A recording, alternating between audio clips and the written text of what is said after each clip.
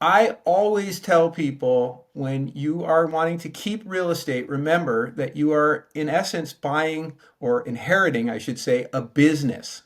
And Mm. if you're going to go into that business with your siblings or other heirs or other folks involved, you need to go in eyes wide open. Inheriting property with your siblings can seem like a gift until the conflicts start. Who manages the property? Who pays for the upkeep? What if one sibling wants to sell the property and the other one doesn't? In this video, I'm joined by realtor Andrew DeVries, and we'll talk about real-life challenges that families face when they inherit property together and how to avoid these kind of conflicts that can damage your relationships and your inherited property. Please take a look. So I want to welcome all of you to this interview with Andrew DeVries. And Andrew is a real estate broker who specializes in probates and trusts. And I'm so excited to have you here with us, Andrew. Thanks for joining us. Thank you, Ellen. I'm excited to be here too. This is a really important topic. Yes, yes. So I spoke with Andrew because he deals with a lot of fighting between beneficiaries. And one thing that comes up a lot for us in our trust administration process is that, oftentimes a home, a residence is the most valuable asset that somebody can leave to their kids. And in the trust, it might say that all property goes 50-50 to the kids. And if the house is the main asset, then this means that the kids are both inheriting the property. But the kids might want to hold on to this property or rent it out and have somebody else stay there. And then the issue comes up, well, how do the kids agree on the terms of renting this out? Do you even need some sort of agreement? What kind of fights might occur if you don't have this agreement? So I wanted to kind of open up that question to you, Andrew, and see what have you seen in your experience? What type of agreements do you think are helpful? Thank you. Well, I've been working with families for 23 years this year in the Bay Area. I've worked on over 900 sales, which are primarily among family members or other heirs. So you're correct in your assumption that issues do come up, and it is often common that there is a family member or two that may want to keep the property either as a rental or they may want to live there. So this is something that we see quite a bit. I always tell people when you are wanting to keep real estate, remember that you are, in essence, buying or inheriting, I should say, a business. And Mm. if you're going to go into that business with your siblings or other heirs or other folks involved, you need to go in eyes wide open. And that can involve everything from some sort of a agreement to just kind of ticking the boxes of all the things you're going to get into. Good point. And that's one reason why I don't like real estate ownership because it Right. really is a business, right? So Right. now what are And people often say family and business may not mix, so you just want to be careful. I don't agree with that 100%. I think families can work together really well. yeah. But, there's different scenarios, so you need to figure out what's going on. Okay. Okay. So if you're going into this like a business, usually you'd have some sort of ownership agreement, right? Or like an operating agreement for a business that everybody Right. agrees to and you write down the terms. So what are Right. some terms that you might find in this type of agreement? Right. Well, that's a great question. So first of all, there's the question of what is the property going to be used for in the future, right? There is often a family member that may want to live there, right? So are they going to pay rent? Or there is the idea that you're going to make it into a rental property. So I think the first thing that needs to go into the decision process or the agreement is what is the business that you are going into. Yes. Okay. And then once you get into those pieces, it becomes who's going to maintain the property, who's going to deal with tenants on a regular basis. Are you going to hire a property management company to do those things?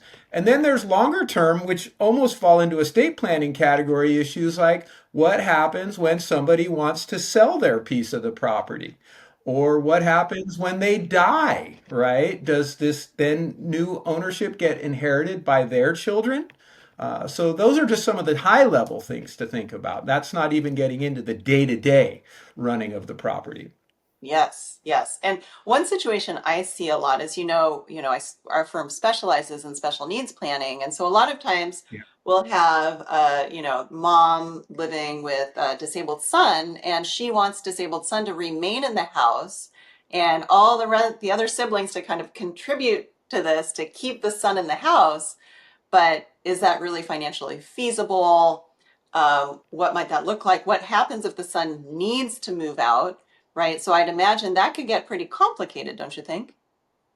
Right, absolutely. And as you know, special needs trust is actually an entirely different world. And so one of the big issues that comes up is if the child is going to stay or the son is going to stay in the home and the ownership structure is going to change, how is that going to affect his public benefits? Mhm. Right. So that's also a very important aspect. And then, as you mentioned, even with someone who has special needs, there may be other siblings that are less sensitive to the situation and they just want their money, Yeah, right? So what happens then? That becomes a whole other thing. So those scenarios are something that a good real estate broker like myself and, an attorney who's experienced in these can help families think of in advance before you write that agreement.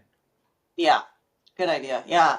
Now I'm going to just put a question on you that I haven't prepared you for, but let's see. So Yeah. if somebody has, let's say they have a $2 million house in Palo Alto, which is actually kind of on the low side for what we see, Right. and they want to maintain their child in that house, how much cash might they need to maintain the child there? When you add up California property taxes, maybe a caregiver, housing, repairs, what have you seen of like what might that look like? Right. Well, so that's a great question, and I'm going to put it back on you to say that is the first question that any family should think about before they make any decisions, because obviously those numbers can vary greatly for every property and every unique need that, in this case, if it was a special needs trust, that child would have, even if it's just a heir inheriting a home as an adult child and wanting to live in that home,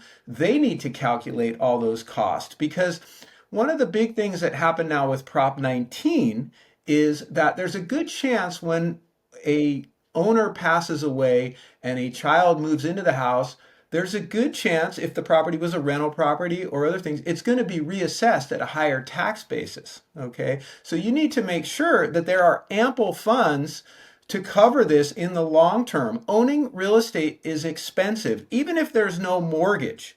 There's ongoing maintenance, there's the property tax issues, there's a lot of other things that people don't think about. And there's a pretty simple but sophisticated formula that folks are going to have to work on. Develop a spreadsheet and really figure that out. Say this child is in their 20s and hopefully they're going to live for another 60 plus years.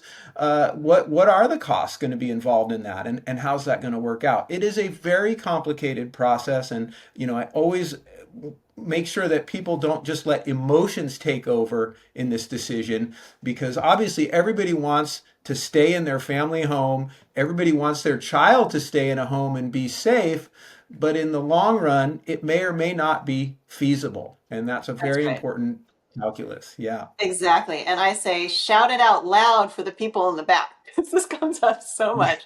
Um, so as we're bouncing it back and forth, what I Yeah. conclude is work with a financial advisor to come up with the projections to see how much does it cost for the house. Because the one other thing that I'd like to add to that, to your very complete list or deep list of all the expenses are the caregiving expenses. I think when you have that situation with mom taking care of disabled son, she doesn't realize that she's providing $150,000 worth of caregiving services every year. And putting Right. somebody else in that home full time to make sure that the son is provided for, that can be $1 million over the course of 8 years. It's just, Right. I think as a society, we undervalue the work that parents do, especially moms, for family members who need extra assistance. But other people are not going to be volunteering for that. The neurotypical siblings usually are not going to be volunteering for that, or we want to encourage the parents not to volunteer the neurotypical siblings services in that way, right? And the siblings are Right. usually worried. Does mom think I'm going to be doing the same thing, right? Right, right. No, you're right. The cost of care is it can be astronomical, and parents contributing to that is often undervalued. Also, from a real estate perspective, we're seeing a lot of inflationary pressures now that we really hadn't seen in the last 20 years. And that has created a scenario that, again, a financial advisor and a real estate broker should really help you project. Look, this is what the costs are now, but in the future, where are they going to be? Think about things like insurance. What has happened with property insurance in California? And, literally overnight, many insurance policies have doubled from what they were 5 years ago. And, with things like climate change or other issues going on around construction costs, inflation over things from construction materials from Asia.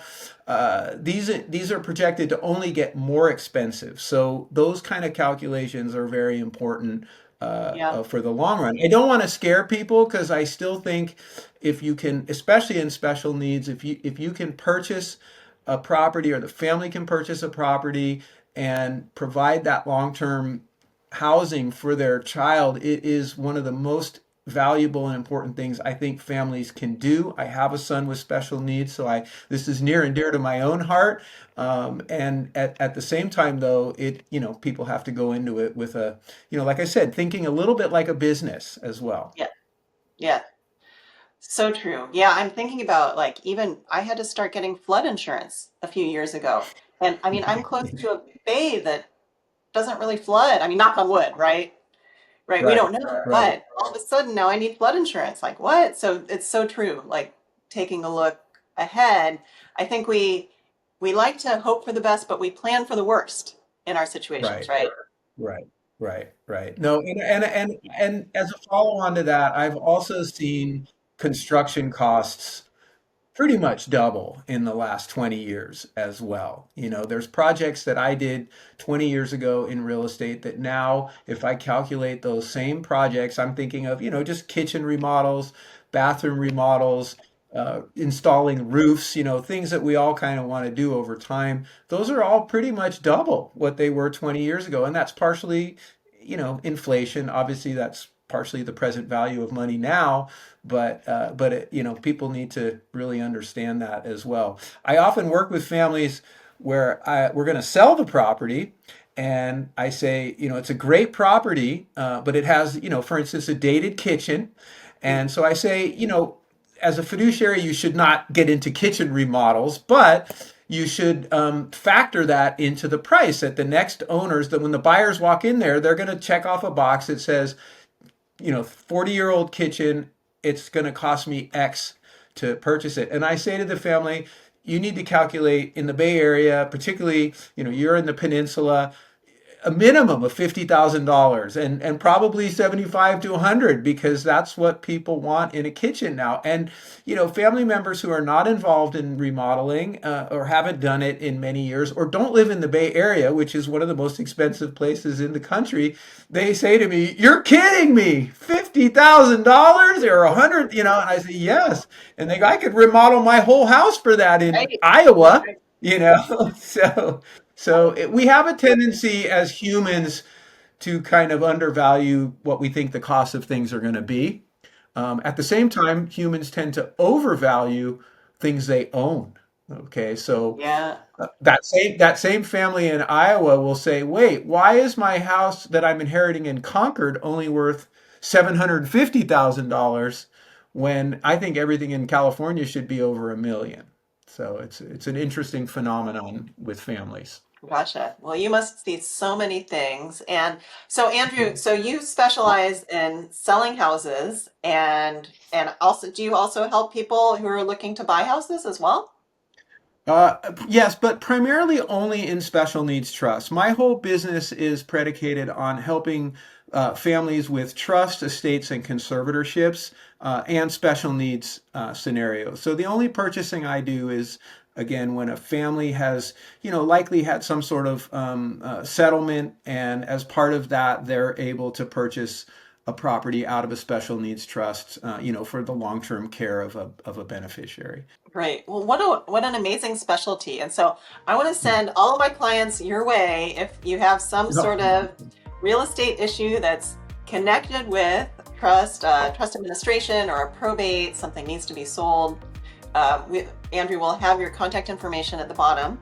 But I want to thank you so much for joining us today and breaking down just a lot of things that happen when you inherit a property. This has been so helpful. If you've inherited property with your family, or you think you might someday, please forward this video along to other family members so you can be prepared to have a good conversation with them and start working out the terms of this inheritance before conflicts arise. And be sure to like, subscribe, and check the description box below for resources on managing inherited real estate and getting support before things get complicated. If this video is helpful for you, share it to someone else who might benefit from it.